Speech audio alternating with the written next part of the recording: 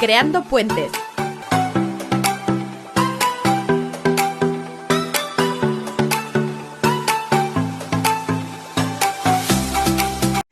Hola, buenos días. Un día más con todos vosotros, Creando Puentes y con los guerreros del estigma.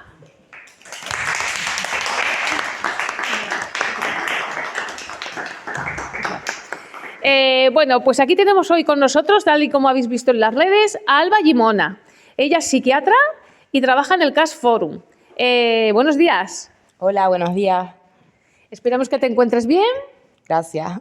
Bueno, pues ¿te he presentado bien o no? Sí. Bueno, yo añadir un poco para que me conozcan más, que soy Alba, que vengo de Tenerife, de Canarias. Yo nací allí, pero vine aquí a Barcelona a formarme como psiquiatra en el Hospital del Mar. Hice los 4 años de residencia y luego ya me quedé y ahora soy adjunta del CAS Forum desde hace 2 años ahora, en febrero. Bueno, pues creo que ya están impacientes por preguntarte. ¿Pasamos la pregunta? Hola, Alba. Ya nos has dicho la primera pregunta, ya lo has contestado, que era cuéntanos quién es Alba, ya la has contestado. Y la segunda pregunta, pues nos interesaría saber qué significan las siglas de CAS. Bueno, las siglas de CAS significa un centro de atención a las drogodependencias, que vienen a ser problemas de adicción a sustancias o a comportamientos. Son centros que son como un eje de control donde hacemos coordinaciones y derivaciones de pacientes y donde hay psiquiatras, psicólogos y otros profesionales. ¿Qué hace un psiquiatra en un CAS? Como muchos sabrán, y desgraciadamente todavía hay mucho estigma sobre la función de los psiquiatras en general en la sociedad. Entonces, a mí me gusta decir que lo que hacemos básicamente es acompañar a las personas en su proceso, en un proceso de cambio, ya sea reducir el consumo, dejar el consumo, es decir, acompañamos un poco en ese proceso. Obviamente también los psiquiatras pues diagnosticamos, ponemos medicación si es necesario, pero siempre intentamos que sea de forma consensuada con la persona y adaptándonos a los objetivos que se vayan proponiendo. Cuando pensamos que la adicción es grave y que quizás esa persona tiene que dejar de consumir, intentamos motivar y descubrir qué razones tiene esa persona y poco a poco que lo vaya identificando. Luego también coordinamos con otros servicios, con entidades comunitarias, intentamos vincular a diferentes recursos en la sociedad y hacer coordinaciones con comunidades terapéuticas, con centros, para hacer un abordaje global del problema. Hola Alba, bienvenida. Sí, bueno, casi que has respondido en parte, ¿no? Lo que esta siguiente pregunta es ¿con qué otros perfiles profesionales contáis en el servicio?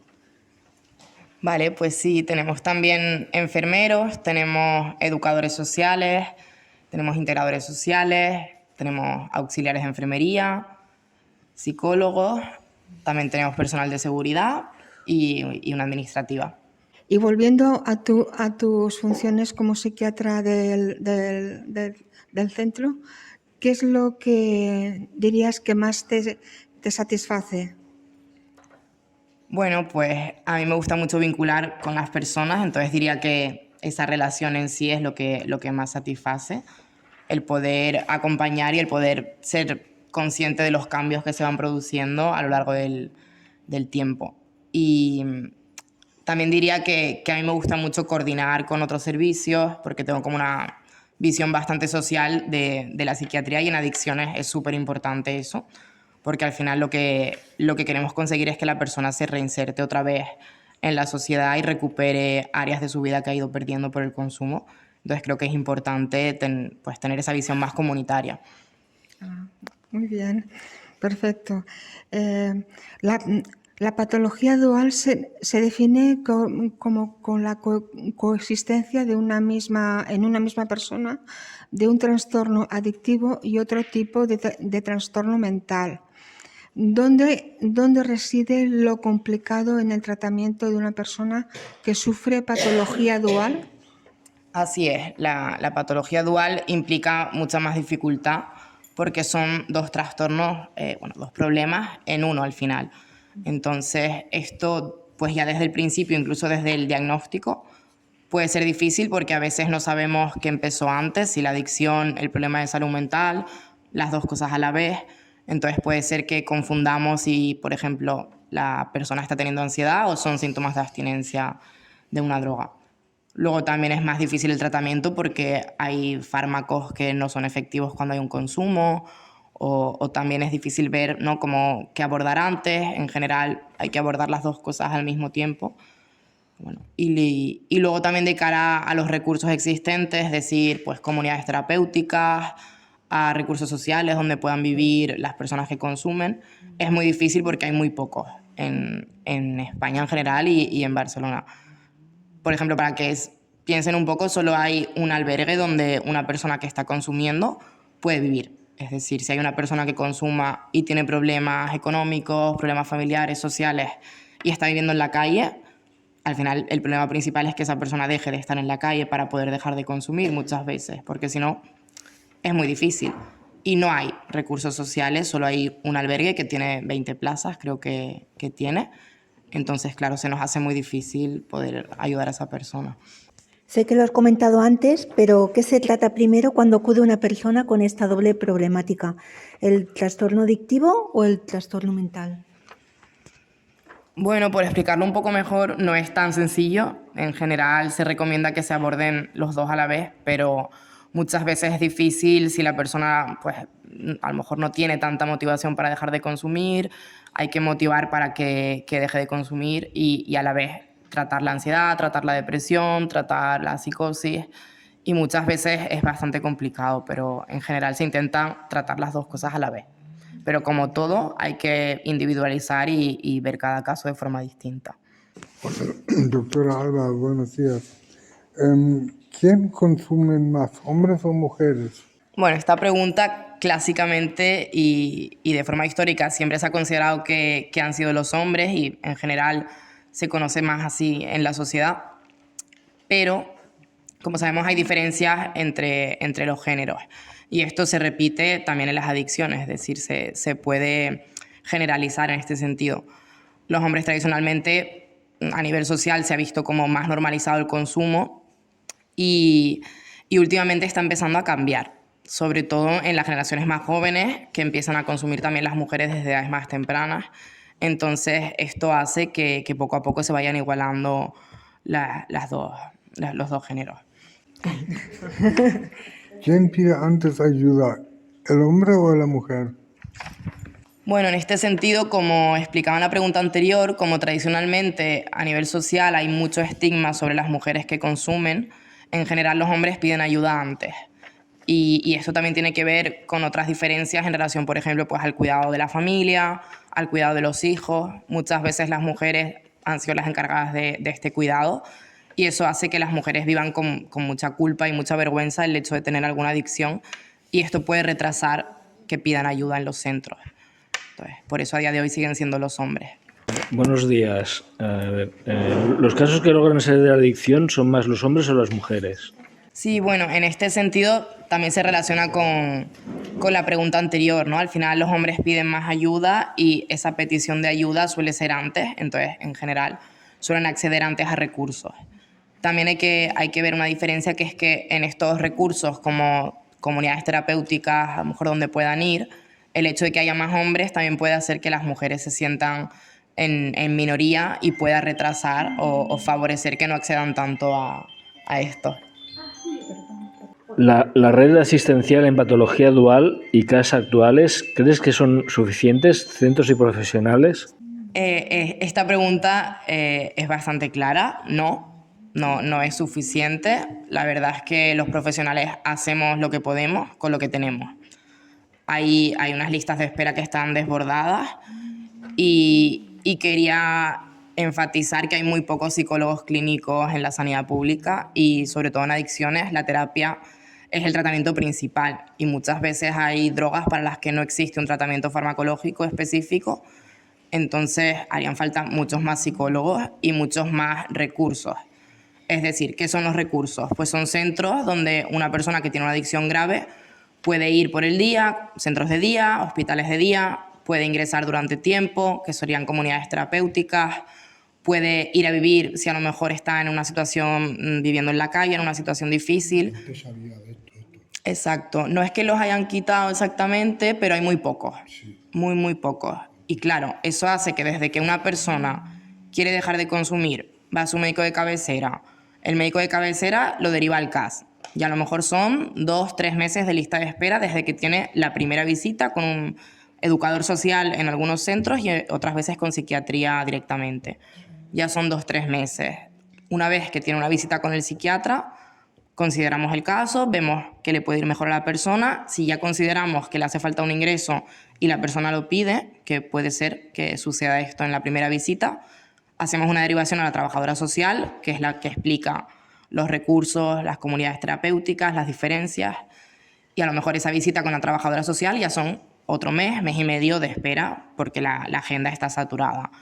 Una vez que tiene esa visita con la trabajadora social, se plantea con la persona, se elige y se hace una derivación, se pide a la comunidad terapéutica, la comunidad terapéutica da una visita de valoración, que a lo mejor pues son otros 2 meses, y en esa visita de valoración se considera si es apta o no para esa comunidad, y entonces queda en lista de espera de plaza, y a lo mejor son otros 2-3 meses. Pregunta, ¿vale? Yo estaba en prisión, ¿vale? Las personas que salen de prisión lo tienen un poco más difícil, y es verdad que se lían más con la droga para evitarse, pero es por un problema que tenemos con la sociedad, ¿vale? La sociedad se porta mal con nosotros.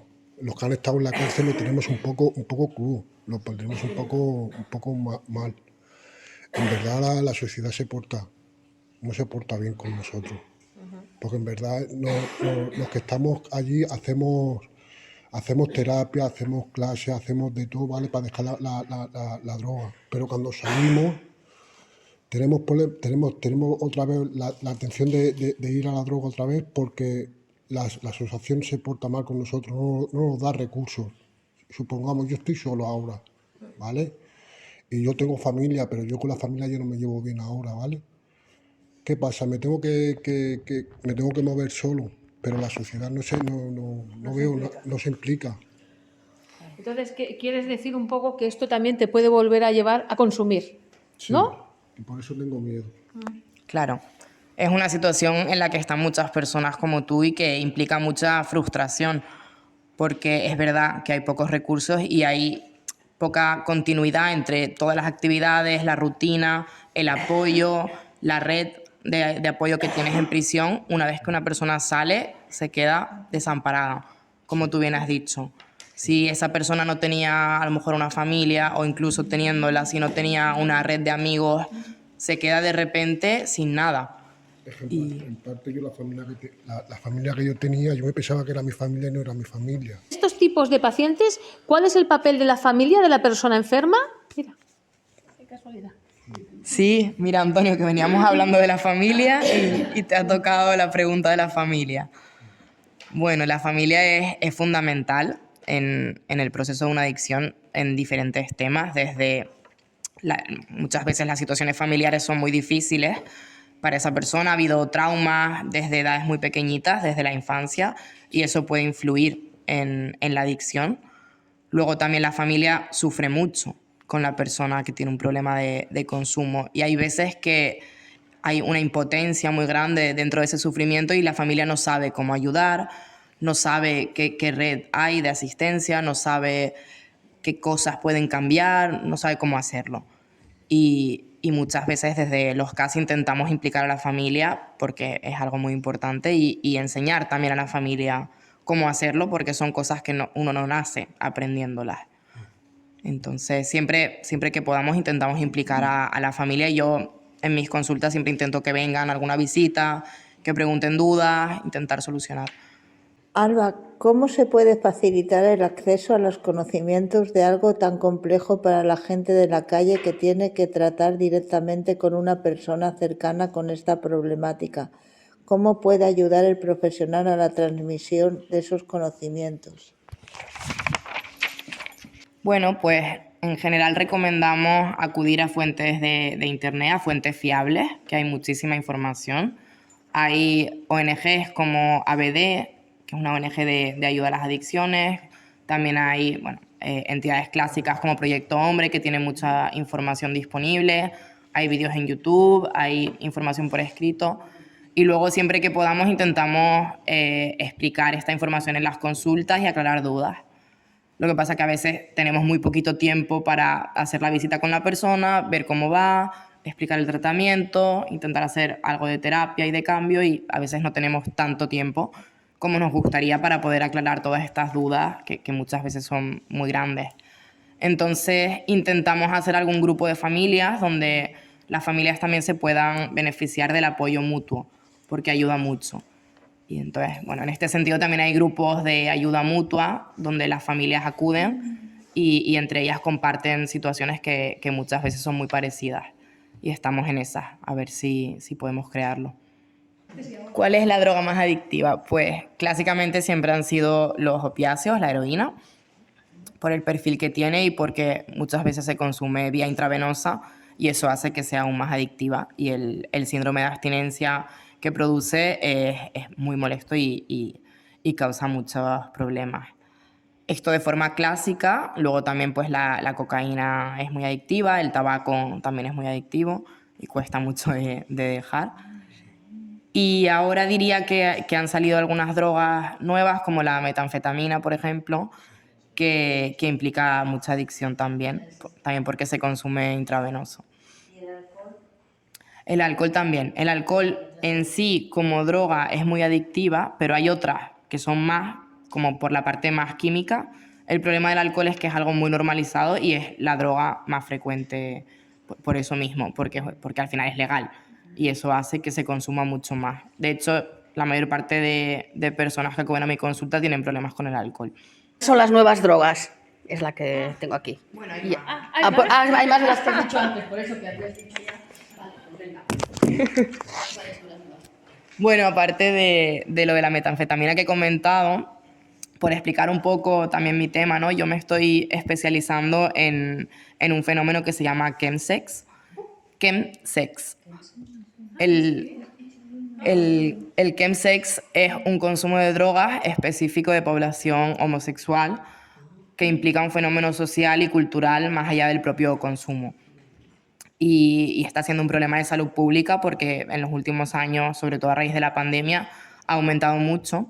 Y en el terreno del chemsex hay drogas específicas que han ido surgiendo, como la metanfetamina o también el GHB, que también se llama éxtasis líquido, o, por ejemplo, la mefedrona. Y son drogas que antes no se veían y en los últimos años, muy asociados a este fenómeno, han ido creciendo y lo estamos viendo bastante. Sí, el fentanilo, mira, exactamente, el fentanilo sobre todo se está viendo en América. El fentanilo también es un opiáceo, como la heroína, la morfina, y lo que pasa es que es mucho más adictivo que la heroína. Aquí en este sentido, lo que pasa que es verdad que en América es un problema súper importante que, como tú bien decías, Trump está ahí. Sí, sí, sí. Sí, porque el Donald Trump quiere incluso prohibir la entrada, dice que viene de México, no sé lo que dice. Sí. Por eso me suena por las noticias. Sí, está a la orden del día. En España vemos algún caso, pero mucho menos frecuente que en América. ¿Cuál ha sido la situación más difícil a la que te has enfrentado desde que ocupas el puesto? Bueno, muchísimas, pero por simplificar un poco, en general son situaciones donde vienen personas con situaciones sociales y económicas muy complejas, personas que viven en la calle, personas que no tienen familia, personas que no tienen recursos económicos, que no están cobrando nada.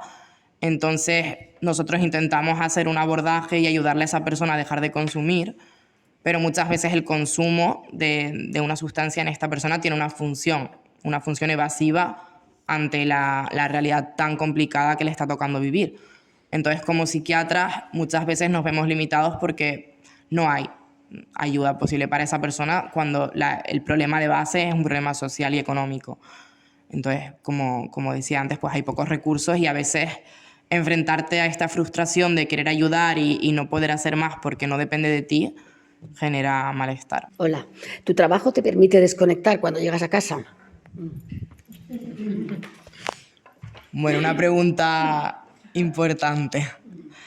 Hay días que sí, hay días que hay que hacer un esfuerzo por desconectar. Porque, bueno, esta frustración que vivimos, que no siempre es así, hay días muy buenos y días que no hace falta desconectar porque uno sale bien y sale satisfecho. Pero hay otros días donde te quedas como dándole vueltas a cosas, a situaciones que no sabes muy bien qué hacer. Y yo me apoyo mucho en el deporte, yo hago mucho deporte y me ayuda a descargar energía y desconectar ahí.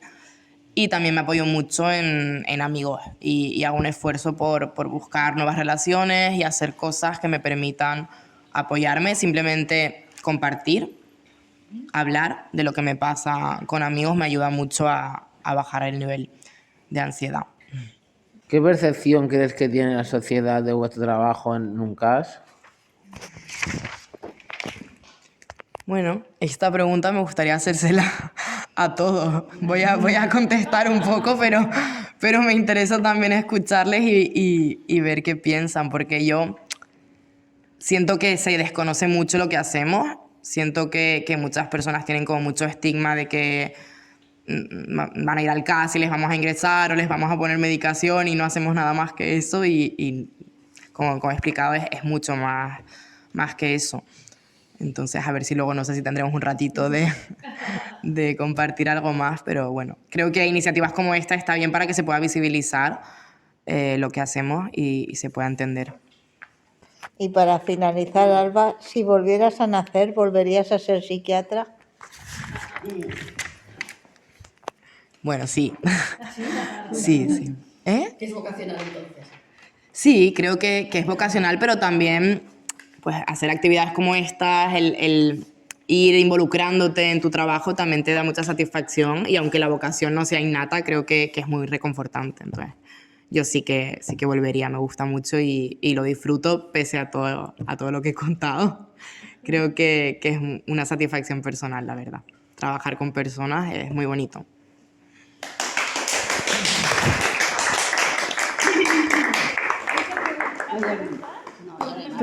Bueno, ¿alguien tiene alguna pregunta más? ¿No queréis aprovechar? Bueno, es que el tema del CAS, claro, al ser tema de drogas que no lo conozco. Bueno, como es un tema que no conocía, por eso pensaba, digo, bueno, una psiquiatra que se especializa solo en esto, pero por ejemplo, si viene una persona con otra patología, no la podéis atender, ¿no? Se tiene que ser exclusivamente con drogas. O drogas y la otra, pero solo la otra no. Solo la otra no, pero porque ya... Claro. Ya hay otros psiquiatras para eso. Exacto, están los centros de salud mental de adultos, de infantil, que tratan específicamente. Eso no quiere decir que si una persona viene con un consumo, con el tiempo abandona el consumo y se queda alguna patología, muchas veces seguimos tratando esa patología durante un tiempo porque ya ha habido una relación, un vínculo con el CAS, entonces pues intentamos, si vemos que eso es algo muy crónico y se complica, quizás podemos hacer una derivación al centro de salud mental. A mí me gustaría preguntarte, ¿cómo ves el futuro en los tratamientos hacia las adicciones o en la psiquiatría con las drogas? Bueno. Aquí es visionaria. Bueno, a ver, tenemos confianza, van saliendo algunos tratamientos. Es verdad que farmacológicamente, bueno, son muy limitados y al final la psiquiatría va creando algunos. Ahora se están usando mucho las drogas psicodélicas como la psilocibina, por ejemplo, como la esketamina para el tratamiento de patología mental en general. En drogas se está valorando su uso, entonces eso da un poco de esperanza. Y luego yo soy optimista de que se vaya ampliando la red y de que cada vez haya más profesionales formados, más psicólogos y más recursos sociales. Yo creo que psicólogos sí que hay, lo que no hay es presupuesto, porque psicólogos hay. Claro, es verdad que es difícil de entender porque hay psicólogos, lo que pasa que para que puedan trabajar los psicólogos en la pública deben ser psicólogos clínicos. ¿Eso qué quiere decir? Que han hecho una formación especializada de 4 años en la red pública sanitaria para poderse formar en patología mental, porque la carrera de psicología aborda muchos temas, pero no aborda la patología mental como tal, que implica una formación específica.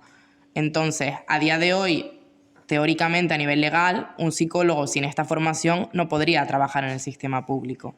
Entonces se van creando plazas, pero no hay psicólogos clínicos suficientes para formar a estos psicólogos que van a entrar en las plazas. Entonces esto implica que necesiten tiempo para ir ampliando el personal. Claro, ese tiempo, pues estamos en ello, pero hay un problema mientras tanto porque hay pocos psicólogos trabajando en la pública. De hecho, por ejemplo, en mi casa hay una psicóloga que está compartida con otro CAS. Entonces, no tenemos ni un profesional únicamente por centro. Entonces, claro, se hace muy difícil, las visitas son muy cortas y cada mucho tiempo, y así no se puede hacer terapia porque es muy poco tiempo. Pero es una duda muy frecuente que tiene la gente porque, claro, no se entiende, ¿no? Hay mucha gente que hace psicología, pero no están trabajando porque por eso. ¿Quieres preguntar algo? Sí, bueno, para quienes salen de prisión, ¿cómo lo pueden hacer los que salen de prisión ¿Y tienen problemas con la adicción? Eso mismo, sí. Bueno, muchas veces ya hacemos coordinaciones directamente con prisión y prisión nos avisa de que una persona va a salir y se intenta priorizar la visita en el CAS y que esa persona no se quede mucho tiempo sin atención. Lo que pasa que, como bien decía el compañero, hay veces que el sistema falla y que no es lo rápido que nos gustaría, o que aunque tenga la visita en el CAS necesita otra atención y algo más intensivo que es difícil de conseguir. En tu caso, ¿tardáis mucho en darles el alta? El alta del CAS. ¿Del plan de seguimiento? Sí. Vale, pues en general se recomienda que sean 2 años desde que la persona ha dejado de consumir, si todo va bien, si no hay ninguna patología mental que preguntaban antes por aquí. 2 años de estabilidad, también depende de cada caso. Pues si la persona tiene más o menos un trabajo o una vida con unas actividades estables, con un apoyo familiar, ha cambiado de hábitos, ha cambiado de relaciones asociadas al consumo, está bien, de ánimo, sin ningún síntoma, sin problema, es decir, cuesta. Sí que damos alguna alta, pero a veces es difícil. Y de los factores, por ejemplo, una persona cuando cae en la adicción, ¿qué piensas que es el factor que es más importante? ¿El entorno que les rodea o el carácter, la persona? ¿Por qué cae una persona en la adicción? A mí me gusta mucho una metáfora de esto, que es la metáfora del iceberg. A un iceberg se ve una parte que es una parte muy pequeñita, pero la mayor parte del iceberg está sumergido. Entonces lo que se ve es el consumo y por debajo pues hay factores familiares, hay factores de personalidad, hay factores económicos, factores sociales, factores desde el barrio donde la persona viva que puede influir en un barrio donde se consuma, donde hay un ambiente normalizado de consumo. Entonces es muy difícil saber qué hay debajo porque lo que se ve es el consumo y hay que ir poco a poco explorando. También yo me quedo mucho con la frase de que el consumo tiene una función, es decir, es un síntoma. No es el problema en sí, es lo que se ve y debajo hay muchas cosas y hay que intentar darle a esa persona algo que supla la función del consumo. Si la persona deja de consumir y no le damos nada que ejerza esa función, la persona se queda como desamparada. Al final es una relación que tiene con el consumo durante muchos años y hay que hacer un duelo de eso y ofrecer alternativas para, ya sea pues manejar la ansiedad, el malestar, problemas de familia, es decir, tiene que aprender esa persona a gestionarlo de otra forma. ¿Qué mensaje le darías a los jóvenes que nos están escuchando para que no empiecen en el consumo? Bueno, es difícil simplificarlo en una frase, yo hablo mucho y me enrollo, pero casi que diría que compartieran un malestar que les esté pasando, porque a través de compartir uno entiende que no está solo y que lo que le está pasando no es algo especial y único. Y a veces simplemente viendo que hay otras personas que sienten lo mismo que tú y que no estás solo en eso, uno evita tener que recurrir al consumo como una evasión de ese malestar porque se siente acompañado en eso. Entonces, por simplificarlo, casi que diría eso.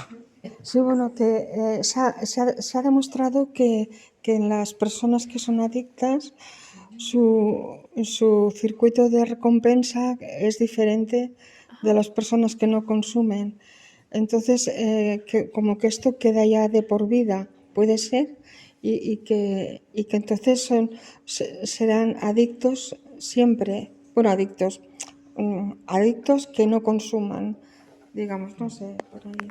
Sí, explico un poco lo del circuito de recompensa, no sé si todos conocen, pero bueno, sí que hay una parte del cerebro, que son vías neuronales, que están implicadas con la recompensa, es decir, en las adicciones, pues se van reforzando estas vías, entonces la persona cada vez necesita más cantidad de droga para la misma recompensa. La recompensa que viene a ser, pues viene a ser una sensación de placer, de bienestar. Entonces, claro, una droga es algo artificial, no va a producir el mismo placer artificial que una sustancia natural, como puede ser salir al sol y disfrutar del sol de la mañana. La droga produce un placer mucho mayor. Entonces, ese circuito de recompensa se va estimulando cada vez con estímulos mayores, entonces la persona deja de disfrutar de cosas más simples. Entonces, sí que puede ser que, como bien dices, que haya un factor genético, de personalidad, de la infancia en relación con la familia, que haga que haya una vulnerabilidad mayor a esta estimulación del circuito de recompensa. Y sí que es verdad que muchas veces, como esto ya se ha estimulado durante muchos años de consumo, luego queda estimulado y ante un pequeño consumo, aunque sea de otra droga diferente, vuelve otra vez como a recordarse todo, porque hay como una memoria neuronal. Entonces, por eso en general recomendamos que si ha habido alguna adicción, se dejen todas las drogas, porque una puede favorecer otra vez el consumo de otra. Tendrían que estar alertas durante toda tu vida, ¿no? Tienes que estar siempre... Sí, eso, bueno, a mí me genera un poco de ambivalencia, como de confusión, porque sí que es verdad que la adicción es una patología crónica y siempre es mejor tener un punto de alerta y un punto de estar atento a las cosas de por vida, pero eso no quiere decir que las personas no se puedan recuperar y puedan tener una vida funcional y no acordarse del consumo en su día a día, ¿no? Tenemos muchos casos de personas que están realmente bien y que no están todo el rato con el circuito de recompensa y con la situación de alerta. Pero la recomendación general es esa. Y si te dieran a elegir, ¿trabajarías solamente en salud mental o salud mental y adicciones? Pues estoy en una época de querer trabajar en adicciones. No sé si será siempre, porque yo, bueno, tengo muchos intereses y me gustan muchas cosas y puede ser que en el futuro cambie, pero bueno, esto lo decía una trabajadora del hospital, que las adicciones enganchan y trabajar en adicciones engancha, ¿no? Y es verdad que cuando empiezas, pues engancha y dan ganas de seguir trabajando. ¿Fumas? No. No tienes adicción, solo al deporte. No.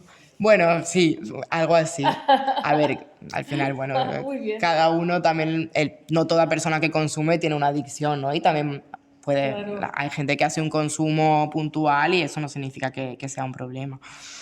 Vale. Pues no sé, yo no se me ocurren más preguntas. Ha sido muy interesante y te damos las gracias por estar aquí con todos nosotros. Que queremos que repitas en otras cosas, ¿no? La vamos a invitar a más cosas, ¿no? Sí. Pues despedimos Creando Puentes, como siempre, con Eugenia. Bueno, pues muchas gracias, Alba, por habernos deleitado con tu entrevista y Creando Puentes, la radio que llega a toda la gente. Finaliza por hoy.